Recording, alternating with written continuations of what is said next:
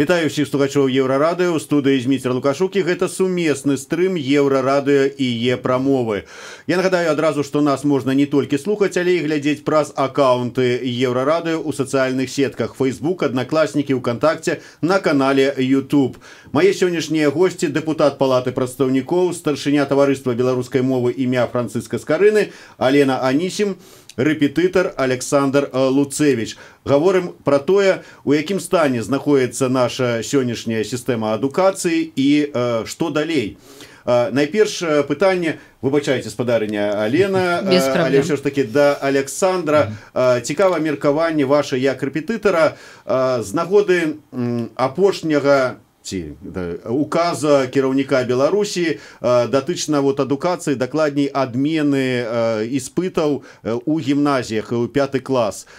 Як вы ставіце, як вы лічыце, што будзе па выніку гэтага выканання гэтага указу? Ну, знаете, у меня как у репетитора, в общем-то, такая двоякая ситуация. Я думаю, работы мне будет однозначно больше.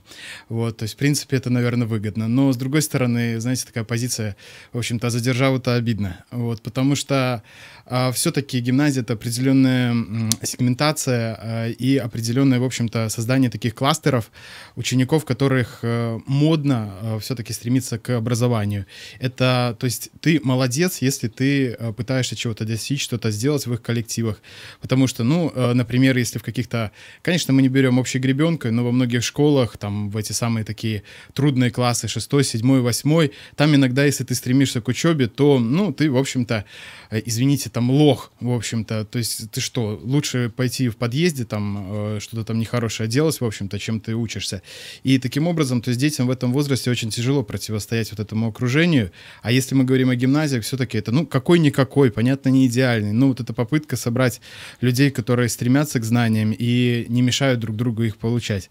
Поэтому, ну, для меня однозначно все-таки вот эта определенная сегментация, даже при всех каких-то минусах, что это где-то были родительские амбиции, может быть, где-то это некий стресс для детей. Но, скажем так, никто не умирал, в общем-то, и результаты у гимназии хорошие. У меня личный был пример, это вообще мультипрофильное образование в гимназиях. То есть мы по группам ходили, разбивались по классам. Ну, и смотрю на своих одноклассников, в общем-то, на себя, и это был очень прекрасный эксперимент. Но дорого, вот, очень дорого это обходилось. А сейчас, наверное, и гимназии тоже стали дорогие, и, как бы, в общем, наверное, не очень оказалось в русле государственной идеологии. Таким чынам, подводзячы вынік, вы лічыце, што адбудзецца з-за гэтага зніжэння ввогуле ўзроўня адукацыі, да? Якости адукации? Да, однозначно. Это в разных как бы областях будет образование, ну, будет снижаться. Как сказал, больше работы для репетиторов, но и в целом, то есть репетиторы этого не смогут исправить. Вот поэтому. Учора у Міністэрстве адукацыі праходзіла вялікая такая калегія, на якой павінны былі абмяркоўвацца, я так разумею, ну, па маей логіцы, самыя балючыя, самыя надзённыя пытанні і праблемы. Да каго не патэлефаную, усе вот на гэтай калегіі учора знаходзіліся. Спадарыня Алена учора таксама была на гэтай калегіі. Ці сапраўды там надзённыя і самыя балючыя пытанні абмяркоўваліся? Ну, скажем так, в асноўным і цэлым гэта было падвядзенне вынікаў працы за год Міністэрства адукацыі і, адпаведна, устаноў адукацыі. У цэлым сказаць, што была там вельмі гарачая размова і дыскусія, не, на жаль, не. Хутчэй, гэта было такое асэнсаванне і падсумаванне таго, што зроблена. Канешне, былі ўзнагароды і так далей. Самым дастаткова крытычным выступам гэта быў выступ Васілія Івановича Жарковіцы, прэм'ера, і вось у ім якраз такі і гучалі такія даволі там і рэзкія і ацэнкі, і патрабаванні, і высновы, і задачы таксама гучалі ў ягоным выступе. Ну, але вот что конкретно, скажем, гэты ж самы прэзідэнцкі дэкрэт і што па выніку будзе, потому что адразу выказваліся і настаўнікі і рэпетытары даволі жорстка з нагоды гэтага дэкрэта. Вот гэтае пытанне, да прыкладу, абмяркоўвалася? Гэтае пытанне не ставілася. Так, я насамрэч, калі збіралася на калегію, то хацела б задаць пытанне па беларускамоўных гімназіях, таму што яно адразу неяк так выстрэлівала. Але паспела прачытаць, што намеснік міністра Раіса Станіславна Сідарэнка ўжо дала адказ на гэтае пытанне, што у гімназіі з беларускай мовай навучання будуць прымаць незалежна ад прапіскі, паколькі іх, па-першае, не шмат, а па-другое, яны маюць пэўны статус, а калі зыходзіць толькі па тэрытарыяльным прынцыпе, то гэты статус можа згубіцца. Таму яна апярэдзіла, як бы, маё такое пытанне. Што датычыць... Дарэчы, а колькі такіх вот гімназій з беларускай мовай навучання ў Мінску? Ну, у Мінску мы ж можам пералічыць іх усе: 14-я, 9-я, 4-я, 23-я і некалькі школ яшчэ.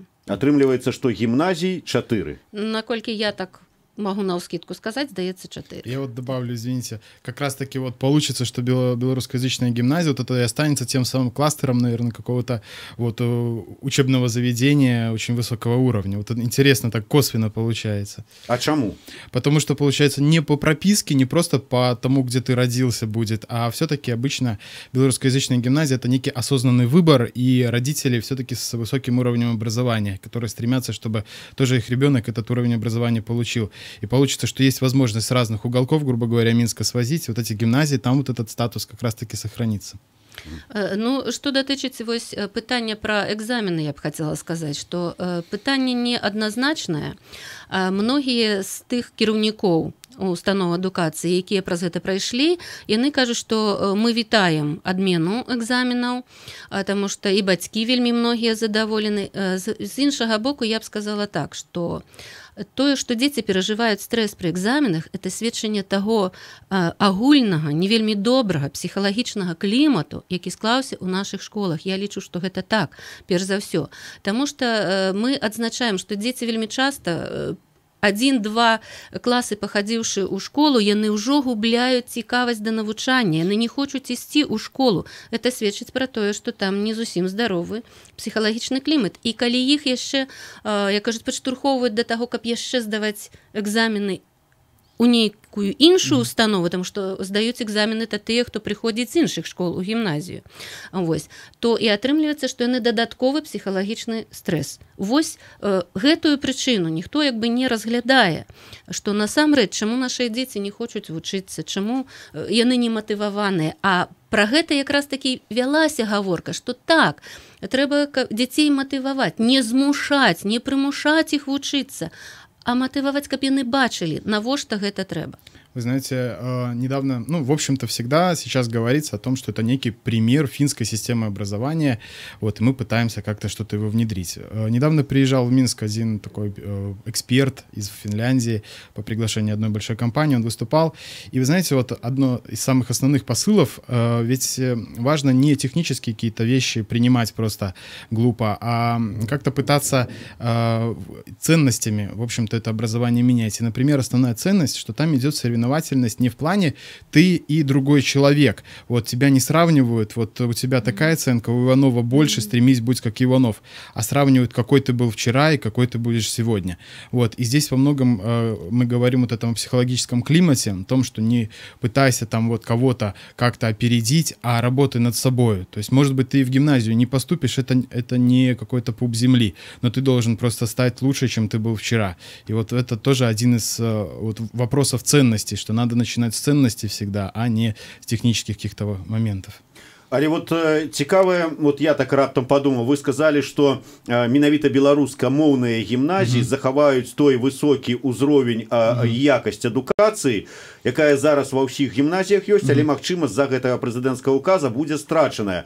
Так вот, людзі, якія захочуць, бацькі, якія захочуць для сваіх дзяцей менавіта якасную высокага ўзроўню адукацыі, пойдуць за якасцю ўзроўнем, не зважаючы на мову выкладання ў беларускамоўныя гімназіі. И гэта изноўку створыць конкурсы, ну, неведомо да. что. И неизвестно, как это будет решаться, если нет экзаменов. Непонятно. Ну, я б на гэты конт сказала, это вельмі было б добра. Можа б это падштурхнула бы, як кажуць, і настаўнікаў больш выкладаць па-беларуску. З іншага боку, тут яшчэ гучала вельмі, ну, як кажуць, ключавы момант – якасць адукацыі. Якасць адукацыі трэба забяспечыць. Яна забяспечваецца высокім узроўнем педагогаў. А педагог павінен быць разняволены у пэўнай ступені. А калі яго загружаюць, і пра гэта гаварылі таксама, што фармалізму вельмі многа справаздач, якія, ну, напэўна, і не зусім патрэбныя, як і пра тое, што ёсць розныя функцыі неўласцівыя настаўнікам, якія іх абавязваюць выконваць. Так вось настаўнік у любой, у гімназіі, у школе, ён павінен быць разняволены, ён павінен быць крэатыўны, творчы, ён павінен мець магчымасць эксперыментаваць, бо калі ён будзе загнаны толькі ў нейкія межы адсюль і дасюль, каго ён можа выхаваць? Такіх жа самых робатаў. А гэта не настаўнік уже не Ну, але я думаю, вы ведаеце, спадарыня Алена, што пра гэта, што настаўнікі загружаныя рознай непатрэбнай лішняй папяровай працай, казалі шмат гадоў на шмат узроўнях, і нават Лукашенко пра гэта казаў і загадаваў гэта ўсё неяк змяніць у лепшы бок, а маем, наколькі я ведаю, толькі яшчэ большае павелічэнне працы такой. Ну, для гэтага трэба яшчэ, каб і настаўнікі канкрэтна самі казалі, што вось што менавіта найбольш замінае. Таму што, безумоўна, я сама працавала настаўніцай і, канешне, ісці на урок без хаця б якога-небудзь накіданага плана, не падрабязна распісанага там пасекундна, але прыкідвала заўсёды, што і як, якая мэта. І ідучы, напрыклад, у паралельныя класы, ты заўсёды ведаеш. В адным класе ты праводзіш так, у іншым ты праводзіш крышку іначай, нягледзячы на тое, што тэма адна і тая ж. Але гэта настаўнік, ён павінен мець права выбару, свабоду. Я могу по этому поводу рассказать маленькую историю, но... Але коротко, бо мы уже завершаем эту нашу частку размовы. Один большой информационный портал попросил у меня контакты учителей, которые и с целью спросить, уменьшилась ли после вот этих постановлений бумажная работа. Я дал контакты, потом вышла эта статья, и, в общем-то, даже несмотря на то, что там был псевдоним у вот этого учителя, его нашли в школе и говорят, что ж ты жаловался, что новые бумажки вышли. Ну, я реакцию, ну что, говорит, ты хоть не испугался? Он говорит, зато их поворошили, и сейчас они эти начинают убирать эти дополнительные бумаги. Поэтому... Дзякуй вялікі, перарвемся на невялічкую паузу. Нагадаю, гэта сумесны стрым Еўрарадыё Е-прамова. У нас у гасцях Алена Анісім, Александр Луцевич. Мы гаворым пра ўзровень якасці беларускай адукацыі. Слухайце нас, задавайце пытанні, пішыце свае меркаванні. Еўрапейскае радыё для Беларусі.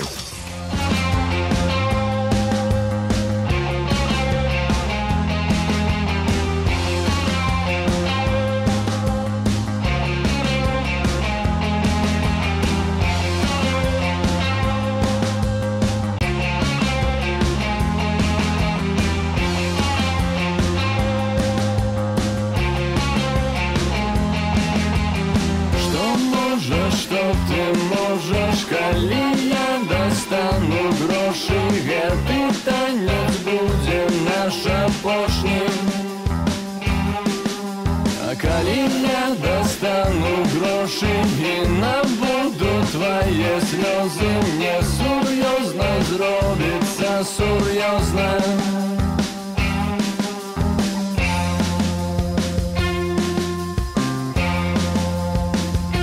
Адзін за адным знікаюць, адыходзяць дзядка. Еврорадио. Новины – наша справа. Добрый день. При микрофоне Лиза Кучарова. Я запрашаю на короткі інфармацыйны выпуск навінаў. Рэпетытар Александр Луцевич пракаментаваў указ, паводле якога адменены іспыты ў 5-е класы гімназіі, а конкурсны адбор захаваецца толькі пры прыёме ў 5-е класы гімназіі каледжаў мастацтваў. Комментует рэпетытар. Все-таки гимназия – это определенная сегментация и определенное, в общем-то, создание таких кластеров учеников, которых модно все-таки стремиться к образованию. Детям в этом возрасте очень тяжело противостоять вот этому окружению. А если мы говорим о гимназиях, все-таки это, ну, какой-никакой, понятно, не идеальный. Ну, вот эта попытка собрать людей, которые стремятся к знаниям и не мешают друг другу их получать. Распавёў Еўрарадыё рэпетытар Александр Луцевич, што чакае беларускую адукацыю. Мы працягваем абмяркоўваць на хвалях Еўрарадыё з дэпутаткай Аленай Анісім ды рэпетытарам Александром Луцевичам. Заставайцеся на нашых хвалях. Славуты беларускі лыжнік 44гадовы Сергей Далідовіч ужо ў бліжэйшыя дні адпраўляецца ў паўднёва-карэйскі Пхёнчхан на чарговыя алімпійскія гульні. Трапіць на 7-ю алімпіяду Сергею дапамагала ўся краіна. Беларусы сабралі для спартоўца $15 000 праз краундфандинг. Далідовіч распавёў, у якіх дысцыплінах ён будзе выступаць. Это скиатлон 11 числа, спринт пропускаю. Следующая гонка 16 будет 15 свободный стиль. Потом будет эстафета. Если будет проблема со здоровьем, тогда не побежим. Но пока мы надеемся, что мы выставим. И 20, если все нормально, отберусь спринтерскую эстафету 20, получается, 24 числа.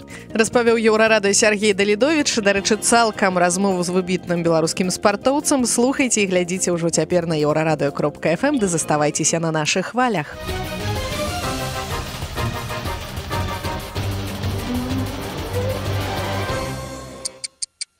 Уключыся ў час. Еўрарадыё.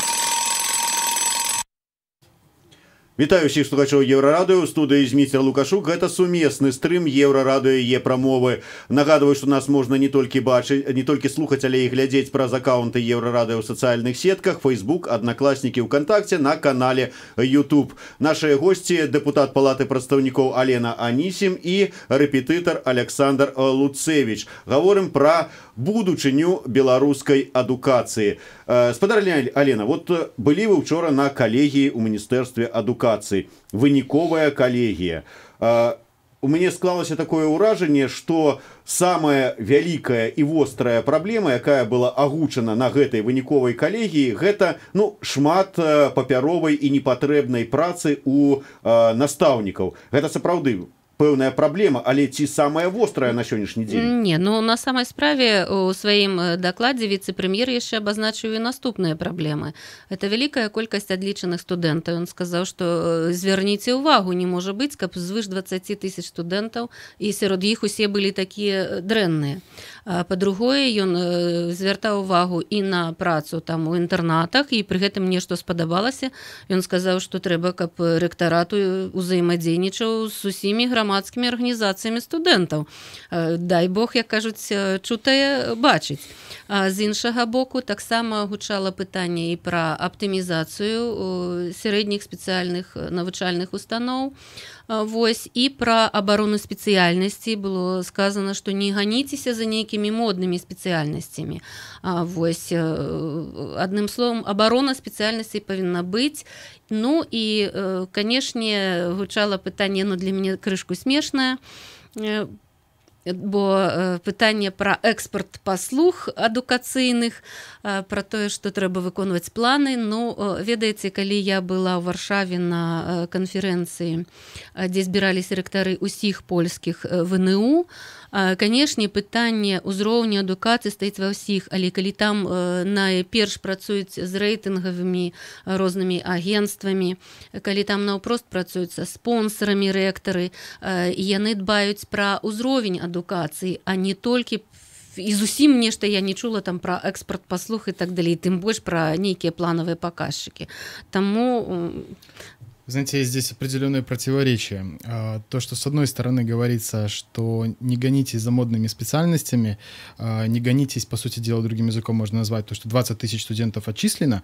Вот. Я верю, что их отчислили на самом деле справедливо, потому что те студенты, которые поступают, порога платного нету, то есть практически его не существует. И, в общем-то, они там долго могут не задержаться.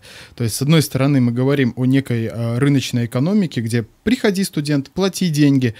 Не смог, ушел, но деньги ты заплатил. Там же иностранный студент, приезжай, плати деньги. С другой стороны, мы говорим, вот это, ведь рыночная экономика, она подразумевает и модные специальности, интересные названия. Но тут мы говорим, что не гонитесь, там, давайте только то, что необходимо нашей экономике. На самом деле, такое интересное противоречие получается. Рынок и план. Так, вот есть там з'явіліся нейкія там крыптавалюты, нешта там яшчэ нейкія тэхналогіі, некаб людзей адразу вучыць, вот моднаму, таму што атрымліваецца ў нас што? вот такой вот мадэрнізацыі вышэйшай адукацыі не будзе, наадварот нас стрымліваюць, каб не дай бог яе не зрабілі этой мадэрнізацыі. Ну, бачыце, калі мы гаворым пра адукацыю, гаворым пра экспарт паслуг, то мы яшчэ павінны казаць пра якасць адукацыі. Але выкладчыкі, многія выкладчыкі, не сакрэт, што распавядаюць тыя студэнты, якія прыязджаюць да нас з іншых рэспублік былога Савецкага Саюза, яны не заўсёды дэманструюць якраз такі навучанне там і так далей, і вельмі часта выкладчыкі сутыкаюцца з тым, што яны вымушаны атэстоўваць такіх студэнтаў, што не адбіваецца станоўча на якасці навучання і нашых студэнтаў. Гэта ўсё разбэшчвае. Калі можна, як кажуць, заплаціў, чалавек прыехаў з-за свету, заплаціў грошы і можа сабе дазваляць нейкія такія рэчы, то чаму студэнт з Беларусі не можа сабе дазволіць, а атрымліваюцца нейкія двайныя стандарты. Александр, у мяне да вас пытанне, як вот да чалавека маладога, які мае шмат сяброў сярод тых, хто з вами вучыўся і зараз працуе у школах, там где-то яшчэ ў навучальных установах. Не так даўно калега Александры Анісім, дэпутат Марзалюк, агучыў такую ідэю, што трэба ўсе гуманітарныя прадметы перавесці на беларускую мову. Вот скажите, ці гатовы да гэтага выкладчыкі, вот вашего молодого поколения? Я вам, знаете, открою такой маленький секрет о том, что из 22 человек моей группы исторического факультета БГУ, которые преподаватели истории, на данный момент в школах работает 2 человека. Вот, интересный такой момент. Ну, а в целом, я, в общем-то, хоть на данный момент на русском языке говорю, но я учился на белорусской плыне исторического факультета, и в гимназии города Барановича, когда я еще учился в школе, то тоже история, например, она у меня была на белорусском языке. И, в общем-то, долгое время даже, как репетитор я стал работать, преподавать на русском, это в Минске более востребовано, но многие термины я, в общем-то, прекрасно знал и понимал, мне приходилось их переводить на русский, чтобы как-то детям рассказывать. То бишь с этим у моего поколения, в общем-то, вопросов не возникнет. Но вот следующее поколение, которые уже идут с точки зрения, у них все уже перевели на русский язык, ту же даже историю, и у них уже есть проблемы с языком. Поэтому те ребята, которые даже сейчас на истфаке, сокращается, это белорусскомовная плынь, там 1 группа осталась. У меня, когда я учился, было 3 группы белорусскомовной плыни. Вот, то есть здесь я уже не уверен, что они без дополнительной подготовки смогут вот так вот на качественном уровне, в общем-то, преподавать. Але хай сабе вот не апошнія выпуски, але вот перадапошнія, там крыху далей, ўсё ж таки маладыя спецыялісты, для іх не будзе вялікай праблемы перайсці, выкладаць на беларускай мове. Я думаю, нет. Яшчэ пытанне, якое ўзнікла, чаму толькі 2 чалавека з вашай групы засталося ў школе? У чым прычына? Банальная в том, что заработок у нас, опять-таки, в моей группе было 6 девчонок, ну и там 18 парней. Ну, не все там дошли, в общем, 16 закончила. Ну и все-таки парням необходимо в первую очередь, ну, конечно, так гендерные, в общем-то, вопросы, может быть, меня закидают чем-нибудь, в общем-то, плохим, но я скажу, что как-то в нашем обществе считается, что мужчина должен быть все-таки добытчиком семьи, но все-таки в школе это обеспечить очень тяжело. Поэтому где только наши выпускники не работают. Спадарыня Алена, вот да вас пытанне з нагоды сказанага Александром про тое, што плыні скараціліся. Было 3 на беларускай мове, зараз 1, і то ўвогуле как бы перавод. Ўсё ж таки вы пастаянна ставіце востра гэтае пытанне. Скарачэнне мы з вами не один раз абмяркоўвалі, што за час кіравання Александром Лукашенком колькасць беларускамоўных школ скарацілася роўна ўдвая. Вот робіцца што-небудзь на выпраўленне гэтай сітуацыі, прабіваецца гэта сцяна? Гэтая сцяна не праб'ецца, калі да гэтага не падключыцца грамадства. І вось зараз мы бачым такі значны рух да мовы і значны рух за мову. І, напрыклад, вось пытанне паўстае і з садкамі беларускамоўнымі. І вельмі добра, калі у мяне адбудзецца сустрэча з маладымі бацькамі, якія зараз хочуць праманіторыць усе беларускамоўныя садкі горада Мінска на прадмет таго, куды ім лепей аддаваць дзяцей. І пакуль што ў іх не атрымліваецца такога дыялогу з Міністэрствам адукацыі на прадмет таго, каб адразу, як толькі становішся на чаргу на садок, бо гэта фактычна амаль што з нараджэння, каб яны маглі пазначаць, што яны хочуць, каб была мова выхавання і адукацыі ў садку беларуская. І я думаю, што калі мы з імі сустрэнемся, абмяркуем, то гэтае пытанне пачнем вырашаць. Ну, я думаю, што само жыццё зараз ужо падштурхоўвае да усведамлення таго, што без беларускамоўнай адукацыі краіна правісае, у нас не будзе нармальных, умоўна кажучы, патрыятычна настроеных грамадзян, таму што аснова ўсё ж такі незалежнасці гэта уласная гісторыя, гэта нацыянальная мова. Я тым бацькам, якія вагаюцца, на якой мове дзяцей сваіх вучыць, дам адзін аргумент на ўласным вопыце. Мы размаўляем па-беларуску, дачка моя таксама гаворыць па-беларуску, выдатна разумее, і калі мы былі ў адпачынку, без усялякіх праблемаў. Яна разумела дзяцей, якія гаварылі па-украінску, якія гаварылі па-польску, і нават тых, якія троху гаварылі там па-чэшску. Дзесьці там троху разумела б, не было ніякіх праблем. Побач былі дзеці тыя ж самыя з Беларусі, якія беларускую не разумеюць, не разумелі нават украінцаў, не кажучы ўжо пра палякаў і чэхаў. Спадарня Алена, да вас прыйшло пытанне. Ну, тут, відаць, давядзецца ўсё-такі растлумачыць сістэму дзяржаўную, хто ж ўсё-такі гэтым займаецца, таму што, на жаль, але ва ўкраіне настаўнікам дэпутаты паднялі заробкі. Можа, наўрэшце і беларускія дэпутаты падымуць заробкі нашым беларускім настаўнікам. Справа ўсё ў тым, што пытанне аплаты людзей з вышэйшай адукацыі я падымала ў мінулым годзе і задавала гэта пытанне ўраду адносна таго, што, на маю думку, аплочваць чалавеку з вышэйшай адукацыі заробак ніжэйшы, чым у дворніка, умоўна кажучы, да, гэта проста дэманстраваць непавагу і недаацэнку менавіта інтэлектуальнай працы. На што было сказано, што сістэма пераглядаецца, гэта пытанне разглядаецца і заробкі будуць павышаныя. Пытанне не толькі у тым, каб было прынятае рашэнне, а пытанне ў тым, як яно будзе даведзенае да канца, таму што там фігуравалі і навуковыя супрацоўнікі, там фігуравалі і ўрачы, але вельмі часта бывае так, што начальства сабе падымае аклады, а шараговым супрацоўнікам застаецца ўсё тое, што было і дагэтуль. Таму гэта пытанне не зусім да дэпутатаў, а канкрэтна на месцы. Да, на жаль, у нашай краіне не дэпутаты прызначаюць узровень заробкаў.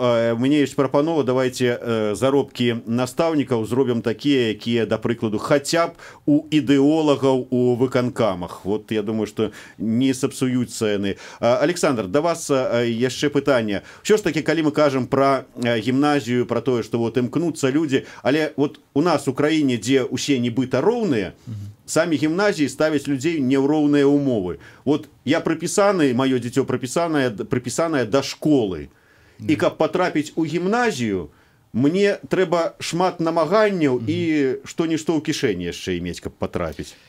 Ну, смотрите, если раньше мы имели систему, что до 5 класса эти классы в гимназиях, они не являются гимназическими, и просто, скажем, ну, без какого-то приоритета дети дальше могут поступать, что придя с других школ, что те, которые отсюда поступают, то сейчас как раз-таки очень интересная ситуация. Вроде бы один из посылов идет, что равенство, с другой стороны, кому повезло быть приписанным к гимназии, тот и дальше пошел в ней заниматься. И реально у меня нет ответа на то, как попасть законным образом в гимназию ребенку, которому не повезло быть, допустим, приписанным к какой-то, может быть, не очень сильной школе. Не знаю, я читал там какие-то комментарии к различным статьям, которые выходили на эту тему.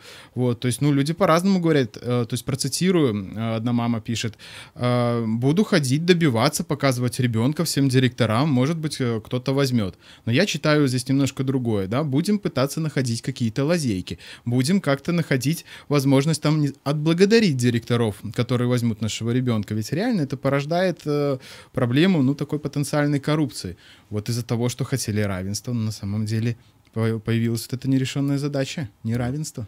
Ну, ось, да прыкладу, я аддаў дзіцё сваё ў звычайную школу, якая вот побач у крокавай даступнасці, як кажуць, але спадзяваўся, што падчас вот пасля 4 класа пойдзем у гімназію, здадзім іспыты і патрапім у гімназію. То есть зараз такога шанса у нас няма. Да. не видно. На самом деле это противоречие. Я не знаю, об этом думали, не думали, но вот получилось, что под этим флагом, что сейчас это будет общедоступность и равенство, получается, что в принципе вот получилось отсутствие такой возможности. Это будет прикрываться тем, то, что сейчас как в школах, так и в гимназиях можно одинаковая будет программа, можно вводить 2 дополнительных там часа какого-то предмета. Соответственно, вам просто ответят, что а какая разница теперь? Все, стало все одинаково. Зачем вы хотите в другую школу перейти? Сейчас программа такая же, что вы нагнетаете. Но ведь мы-то понимаем, что ситуация другая. И здесь такой замкнутый круг. Ну так, спадарня Алена, вот лічаць простыя людзі, што у дэпутата такія паўнамоцтвы, вот зняў ён слухаўку там спецыяльнага тэлефона ў кабінеце, набраў міністра адукацыі, пастучаў пальцам па стале, і той, ну, задумаўся і падумаў, як бы мне, вот, чтоб под гарачую руку спадарыні Анісім не патрапіць, выправіць сітуацыю в адукацыі Беларусі. Але насамрэч, я ведаю, што вы звярталіся ў Міністэрства адукацыі. Вот нават зараз на калегіі былі, даводзілі свае думкі, свае там всё. Прыслухоўваюцца да вас ці не? Вот што там за людзі? Вот ці яны вот для сябе нешта вырашылі і так і будзе? Ну, ведаеце, конечно, па-першае, грукаць кулаком па стале, гэта я нават на падначаленых не хацела бы, таму што, ну, я лічу, што найвышэйшая ўсё ж такі форма супрацоўніцтва гэта партнёрства. Калі мы чуем адзін аднаго, прапаноўваем, прыслухоўваемся да аргументаў і выбіраем найлепшае рашэнне ў інтарэсах і той сферы, якой мы займаемся, і ў інтарэсах грамадзян, а значыць і для ўсёй краіны. Таму гэта вось мой такі пасыл. А тое, што датычыцца Міністэрства адукацыі, ну, безумоўна, вы бачыце, што пакуль што ў іх ёсць сваё бачанне развіцця галіны. Яна, як правіла, праглядаецца ў такім плане, што сістэму рушыць не трэба. Нават гаворка не ідзе пра тыя абавязкі, якія ўзятыя ў межах балонскага працэса. Пра гэта наогул гаворка не ідзе, хоць ідзе гаворка пра універсітэт 3.0 і так далей і таму падобнае. І вельмі часта складваецца ўражанне, што чыноўнікі так яны бяруць модныя тэрміны, яны бяруць модныя тэндэнцыі, але глыбока ў гэта не ўваходзіць. І як бы калі іх пачаць распытваць, то не заўсёды кожны з іх можа распавесці, а што ж за гэтым стаіць і што з гэта вынікае. Александр, шмат кажуць пра тое, што у нас вельмі добрая адукацыя, ледзь там не адна з лепшых у свеце. Скажыце, вот як чалавек, які і выкладаў і вучыўся на настаўніка, гэта сапраўды так? Вы знаете, скорее я бы сказал, что существует у нас вопреки, да, то есть не благодаря, вот, а у нас вопреки. И ребята, которые ко мне приходят, ребята, с которыми я учился на ИСТФАКе, преподаватели, которые меня, в общем-то, учили, я скажу, что они, вопреки всем каким-то вот этим условиям, они все-таки достигают довольно высокого уровня. Вот, поэтому я не берусь брать за все сравнения систем образования. Пусть международные рейтинги сами расставляют эти оценки, но я скажу, что наши ребята, наши школьники, наши студенты, они не хуже, не лучше других, вот, они довольно высокий уровень, но при этом, еще раз повторюсь, зачастую вопреки условиям, а не благодаря им. Спадарня Лена, будете ўсё ж таки долбіць Міністэрства адукацыі, каб былі нейкія змены? Коротко, на заканчэнне. Безумоўна, таму што самы вялікі капітал – гэта чалавечы капітал, інтэлектуальны капітал. Дзякуй вялікі. Алена Анісім, дэпутат Палаты прадстаўнікоў, рэпетытар Александр Луцевіч, у студыі працаваў Зміцер Лукашук. Гэта быў сумесны стрым Еўрарадыё і Е-прамовы. Слухайце Еўрарадыё.